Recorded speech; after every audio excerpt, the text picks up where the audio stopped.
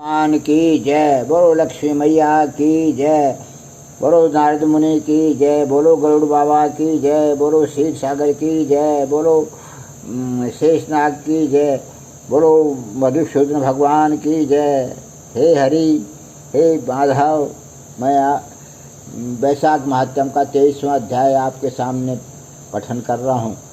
श्री शिवदेव जी बोले, अब मैं इस पाप नाशक महात्म का वर्णन करता हूँ। माधव मास में शुक्ल पक्ष की अक्षय तृतीया के दिन जो सूर्योदय में प्रातःकाल स्नान करते हैं वे संपूर्ण पापों से छूटकर विष्णु लोक को जाते हैं।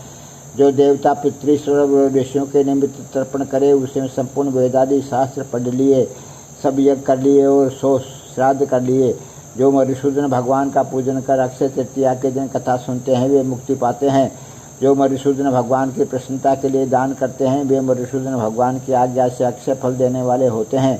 ये तिथि देवता, ऋषि और पितृश्वरों की है। इसमें सनातन धर्म करने पर देवता, पितृश्वर और ऋषियों की तृप्ति होती है। इस तिथि की प्रख्यात कैसे हुई ये भी मैं बताता हूँ। हे राजन, तू सावधान होकर सुन। प्राचीन समय में राजा बलि के संग इंद्र का युद्ध हुआ और देवता और दैत्यों का भी आपस में द्वंद्व युद्ध हुआ। इस पातालवासी बलि को जीतकर पृथ्वी पर अतथ्य के आश्रम में गया। वहाँ जाकर उसकी मंद कामनी गर्भिणी पत्नी को देखा, जिसकी कमर में सुवर्ण सूत्र में बद्ध ककनी शोभा दे रही थी। उसके कंकणों की झनकार ने मदोन्मत भ्रमर और कोलिकाओं के शब्दों को जीत लिया था। अनेक प्रकार के वस्त्र धारण किए वह माधुरी, मधुर भावनी, भाषणी और मंद मंद हास्य युक्ता शोभा दे रही थी। उसके कुंभ सदृश पीना कुचों से अपूर्व शोभा हो रही थी। विकसित कमल के समान उसका मुख और नील के कमल समान नेत्र थे। केतकी के उदर के समान पीत और मनोहर गालों वाली परिश्रम से श्वास भरती हुई दीनाक्षी पर्णकुटी की ओर मुख किए थी। उसके परियक पर शयन करती हुई देख इंद्र को मोह उत्पन्न हुआ और वह बलपूर्वक उस गर्भिणी स्त्री से भोग करने लगा। तब गर्भस्थ पिंड ने अपने गिरने के भय से दुखी होकर अपने पांव से योनि मार्ग को ढक दिया, जिसे इंद्र का वीर पृथ्वी पर ही गिर पड़ा। तब गर्भस्थ शिशु पर इंद्र को महाक्रोध आया और रोष के मारे तांबे जैसे लाल नेत्र करके साप दिया कि हे दुबुद्धे, तूने पांव से योनि द्वार को रोका है जिससे तू जन्मांध हो। तब दीर्घत महा पांवों से वीर संचालन से जयंत के समान हुआ। इंद्र ऋषि के श्राप के भय से शीघ्र ही भागा। उसे भागते हुए देख संपूर्ण शीश हंसने लगे। तब वह लज्जा के मारे पहाड़ की कंदरा में जा घुसा और वहाँ जहाँ बैठकर उग्र तप करने लगा। जब इंद्र लज्जा के मारे कंदरा में जा घुसा तो राजा बलि और उसके साथी दैत्यगण गुप्त दूतों द्वारा भेद लेकर देवताओं पर आक्रमण करके अमरावतीपुरी दिक्पालों की विभूति और संबरादि तथा स्वामी रहित देवताओं के राज्य का बलपूर्वक भोग करने लगे। तो अग्नि आदि सब देवता अपने रक्षक को देख बृहस्पति के पास जाए इंद्र का वृत्तांत पूछ लगे कि हमारी स्वामी कहाँ है। स्वामी के बिना हमारे राज्य पर दैत्यों ने आक्रमण किया है। हे विभव, बहुत दिन बीत गए, इंद्र क्यों नहीं आते हैं? हे महाराज हमें बताओ, जहाँ इंद्र हों हम वहीं जाकर प्रार्थना करें। इस प्रकार जब देवताओं ने पूछा तब बृहस्पति बोले, रसातल में बलि को जीतकर इंद्र उतथ्य के आश्रम में गया है और वहाँ जा उतथ्य की स्त्री से बलपूर्वक संभोग किया। इस पर उसके शिष्यों ने बड़ी निंदा की।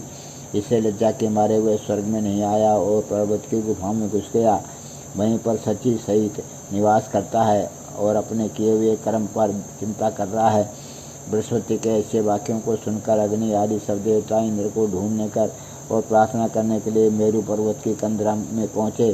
कंदरा में बैठे हुए इंद्र को देख उसके बलवीर्य का प्रकाश करने वाले लोक विख्यात स्तोत्रों से उसे प्रसन्न करने लगे। हे इंद्र, सब देवताओं के स्वामी, तुमको नमस्कार है। तुम्हारे बिना हमको दैत्यों ने कड़ा क्लेश दिया है, जिससे हम भ्रष्ट होकर दुख के मारे जगह जगह घूम रहे हैं। अतः तुम तटकर शत्रुओं का दमन करो। ऐसी स्तुति सुनकर इंद्र गुफा से बाहर आया। लज्जा के मारे नेत्र पृथ्वी की ओर कमर झुकाकर देखने लगा। दुख के मारे कंठ भर आया, जिससे मुख से कुछ भी नहीं कह सका। ये दशा देख बृहस्पति बोले, हे इंद्र, तू शंका क्यों करता है? संपूर्ण जगत कर्माधीन है। मान अपमान, सुख दुख, लाभ हानि हार जीत सब पूर्ण जन्मार्जित कर्मों के अनुरोध से होता है। प्राणी कर्मों के अनुसार चलते हैं। दैवी योग से काल पाकर दुख अपने आप उपस्थित होता है। बुद्धिमान मनुष्य दुख पड़ने पर कोई चिंता नहीं करते हैं और सुख से प्रसन्न नहीं होते हैं। इसलिए तुमको ये दुख प्रारब्ध से ही मिला है। हे इंद्र, इस दुख को पाकर तुम्हें सोच करना उचित नहीं है। गुरु की बात सुनी इंद्र ने कहा, हे मानद, परिस्थिति गमन के दोष से मेरा बल, वीर्य, यश, मंत्र शक्ति, शास्त्र शक्ति, विद्या शक्ति सब नष्ट हो गई हैं। इन सबको खोकर मैं यहाँ गुप्त निवास कर रहा हूँ। इंद्र की ये बात सुन बृहस्पति सहित सब आपस में उसको फिर बल देने का विचार करने लगे। जब बृहस्पति कहने लगे कि मधुसूदन भगवान के प्रिय वैशाख मास में सभी तिथियाँ बड़ी पुण्य रूप हैं। इसमें शुक्ल पक्ष की तृतीया अक्षय तृतीया है। जो इस तिथि में श्रद्धापूर्वक स्नान दान करता है, निसंदेह उसके सहस्रों पाप नष्ट हो जाते हैं। तब बल, वीर्य और ऐश्वर्य अत्यंत बढ़ते हैं। अतएव अक्षय तृतीया के दिन बलि के बैरी इंद्र द्वारा स्नान दान आदि सद्कर्म कराने चाहिए, जिससे उसका हित साधन हो। जिसके प्रताप से इंद्र में विद्या और मंत्र शास्त्र में पूर्ववत शक्ति हो जाएगी। बल, वीर्य और यश भी पूर्ववत बढ़ जाएगा। देवताओं तथा समेत बृहस्पति ने ऐसा विचार कर इंद्र से वैशाख के धर्म कराए। अक्षय तृतीया के दिन भुक्ति और मुक्ति देने वाले धर्मों से पूर्ववत बल और वीर आदि बढ़ गए। तब पर स्त्री गमन का दोष भी तत्काल नष्ट हो गया। इस कर्म से इंद्र अपने पाप कर्मों से इस प्रकार छूट गया जैसे चंद्रमा राहु से छूटता है, और वह देवताओं के मध्य पूर्ववत शोभा से प्राप्त हुआ। इंद्र ने देवताओं को संग ले असुरों को जीत अक्षय तृतीया के माध्यम से सब वैभवों से मुक्त हो अमरावतीपुरी में प्रवेश किया और आगे शंख तूर्य आदि बाजे बजने लगे। फिर इंद्र की आज्ञा से सब देवता अपने अपने घर गए और पूर्ववत यज्ञ आदि में अपना अपना भाग लेने लगे। पितृश्वर पूर्ववत पिंड भाग प्राप्त करने लगे। राक्षसों के हार जाने पर मुनि स्वाध्याय में तुष्ट हुए। तब इसे संसार में ऐसे तृतीया पक्ष आते ये देवता ऋषि पितृगण सबको संतोष देने वाली है। अतः ये सब कर्मों को काटने वाली सबसे पुण्यतम है। यह अक्षय तृतीया मनुष्यों को भक्ति और मुक्ति देने वाली है। 23वां अध्याय समाप्त।